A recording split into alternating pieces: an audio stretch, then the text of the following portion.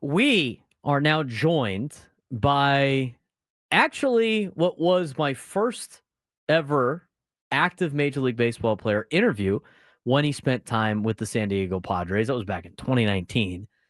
First round draft pick out of college by the San Diego Padres. He has been inducted into the Kent State Athletic Hall of Fame last season. He is now currently a member of the Toronto Blue Jays, who actually drafted him out of high school in the 17th round of the 2013 MLB draft. He's had a very remarkable but also fun story playing professional baseball that we're going to dive a little bit more into. My guest, Eric Lauer, joining the show. Eric, what's going on, man? How's your Wednesday going?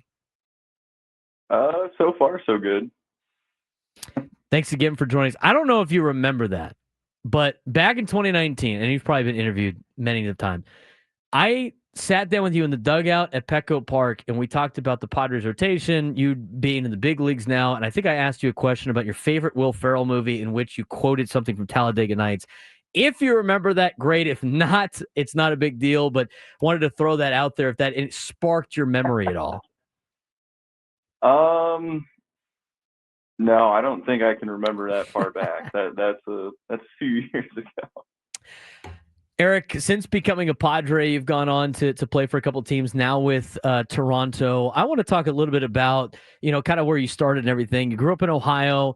You were committed to Kentucky. You ended up going to Kent State. What was your decision making out of high school when you decided to flip to Kent State and be a little bit more local than going to Kentucky? Yeah, I mean Kentucky. The big draw was it's big SEC baseball. It's best competition.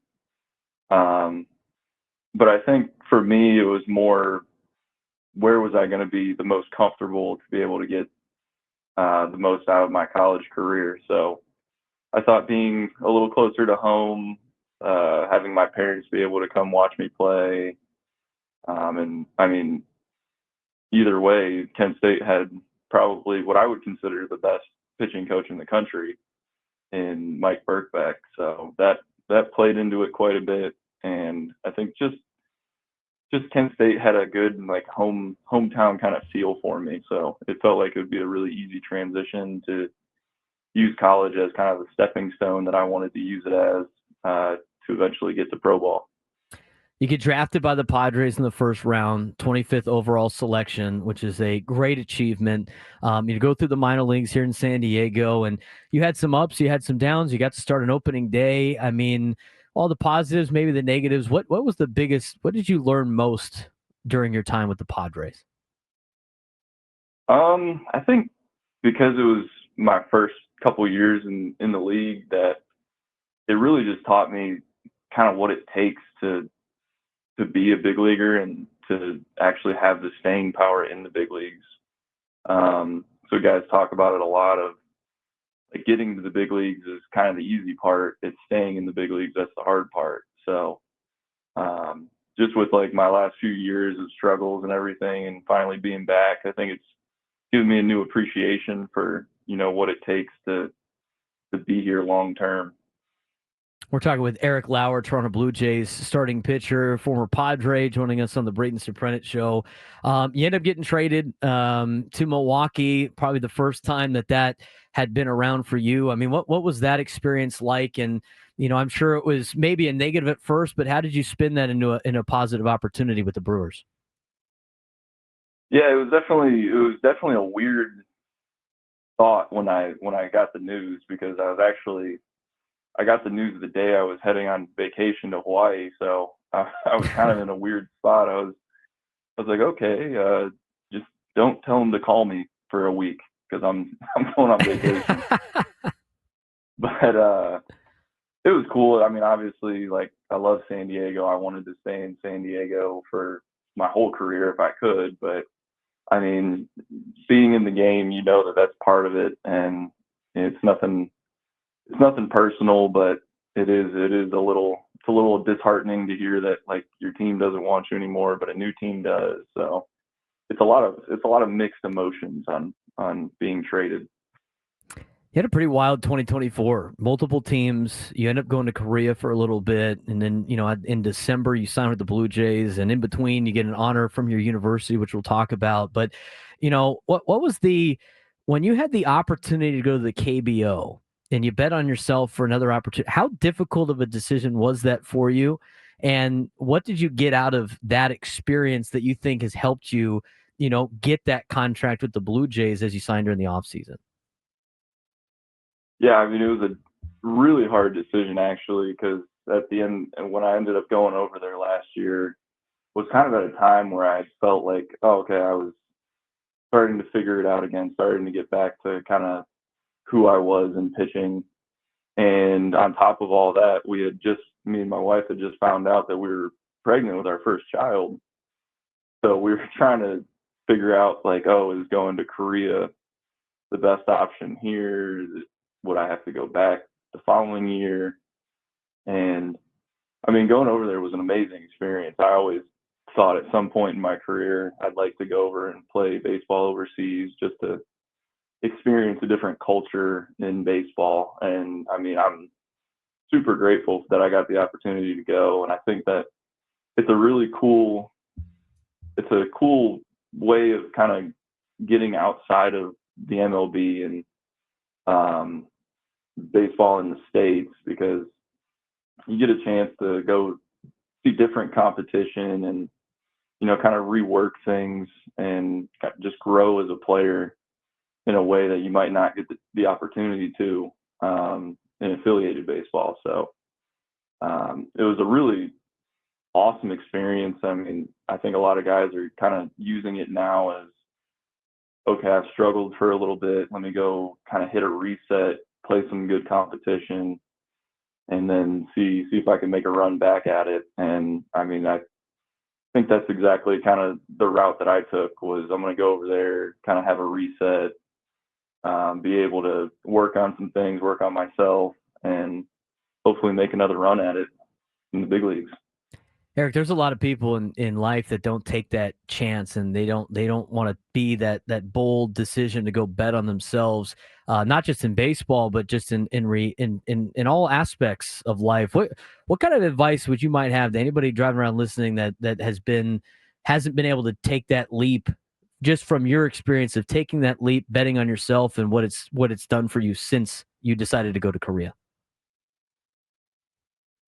Oh, I mean, it's been huge for me, because it did give me the chance to get a different perspective, kind of get outside of the stress that comes along with baseball. It's a very, very tough job, and just all the moving, the travel, the stress that comes along with performance.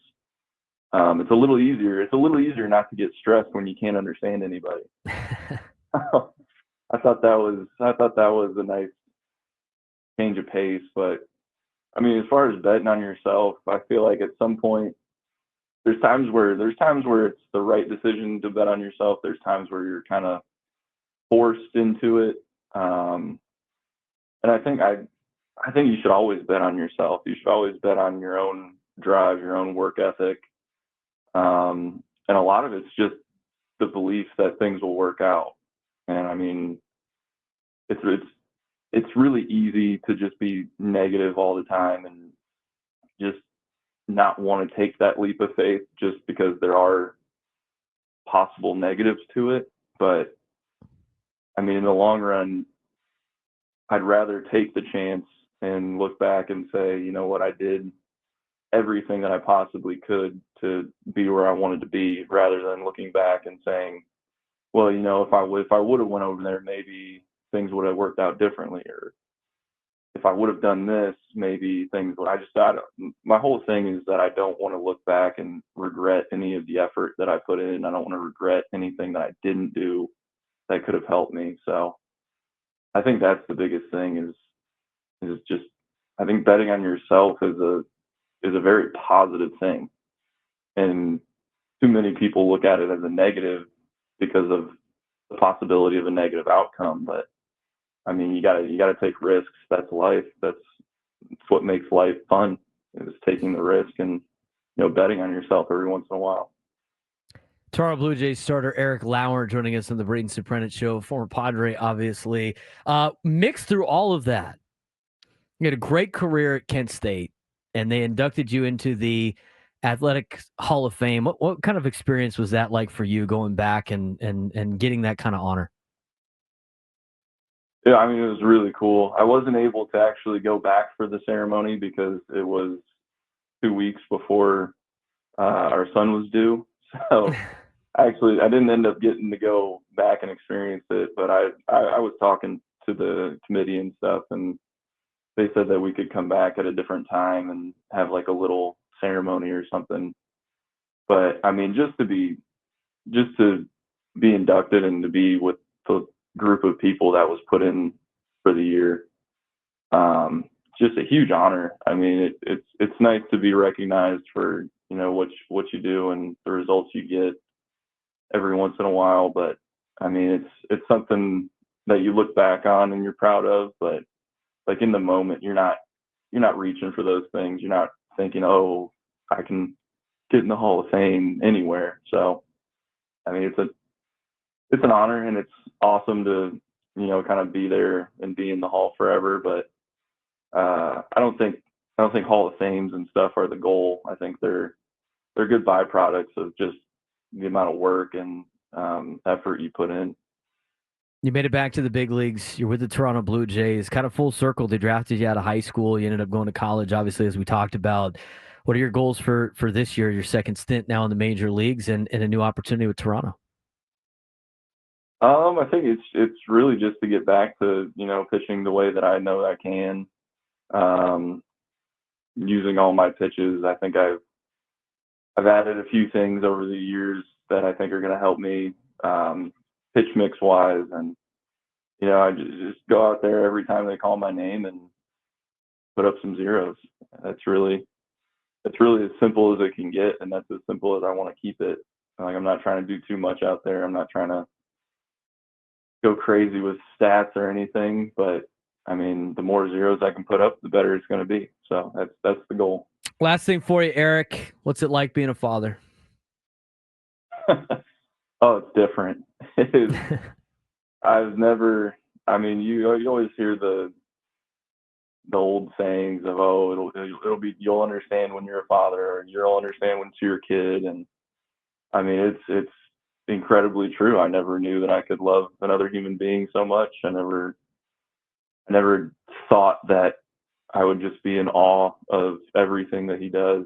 So it really gives you a whole new perspective on life and kind of what you're doing it for. And I think that's another just driving factor for me now, is that I have a family to support, and like this is how I'm going to support him, and I want him to be able to enjoy and remember, being part of my career. So hopefully I can play long enough to where he'll be old enough to remember a little bit of it. But everything definitely does change, and it's all good. I love it. Eric, we really appreciate you taking the time, man. It's great to see that you're having success. You bet on yourself, continued success. Good luck the rest of the year, and we'll hopefully talk to you again. Awesome. Thanks for having me. Eric Lauer, Toronto Blue Jays starter, joining us, former San Diego Padre. Pretty cool of him. An interesting story. I mean, it's a lot of players have been doing that. We have Kyle Hart here in San Diego that bet on himself in overseas in the KBO and came back and got an opportunity. And it's the guys you want to root for. I mean, it's a difficult game, and not everybody's going to have the same experience that you see with a lot of the stars.